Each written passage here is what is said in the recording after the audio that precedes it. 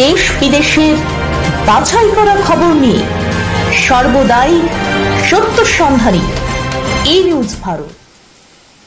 নমস্কার, ই নিউজ ভারতে আপনাদের সকলকে স্বাগত। শুরু করছি ওয়েদার আপডেট। নিম্নচাপের হাত ধরে দক্ষিণবঙ্গে ঢুকে পড়েছে বর্ষা। একদিকে বর্ষা, অন্যদিকে নিম্নচাপের জেরে চলছে বৃষ্টি। মৌসুমী অক্ষরেখা ও সুস্পষ্ট নিম্নচাপের জোড়া ফলায় ভারী বৃষ্টি চলছে বাংলার বিভিন্ন জেলায়। আগামী কয়েকদিন চলবে এই বৃষ্টি। আজ বিক্ষিপ্তভাবে বৃষ্টি হবে সব জেলাতেই। বজ্রবিদ্যুৎ সহ হালকা থেকে মাঝারি বৃষ্টির সম্ভাবনা আছে বিভিন্ন জেলায়। কলকাতা সহ পূর্ব দিকে জেলাগুলিতে ভারী বৃষ্টির সম্ভাবনা নেই। মূলত পশ্চিমের জেলাগুলিতে আজ ভারী থেকে অতি ভারী বৃষ্টি হতে পারে। আজ ভারী বৃষ্টির পূর্বাভাস রয়েছে পশ্চিম মেদিনীপুর, ঝাড়গ্রাম, পশ্চিম বর্ধমান, পুরুলিয়া, বাঁকুড়া জেলাতে, সঙ্গে দক্ষিণ 24 পরগনা, হুগলি এবং মুর্শিদাবাদেও।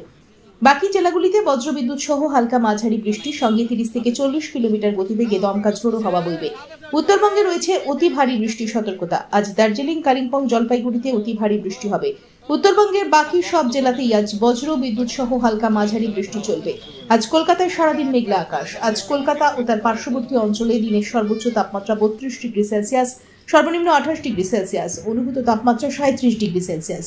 বাতাসে আপেক্ষিক আর্দ্রতার পরিমাণ 86%। আজকের বৃষ্টিপাতের পরিমাণ 9.1 মিলিমিটার। ব্যুরো রিপোর্ট, ই নিউজ ভারত।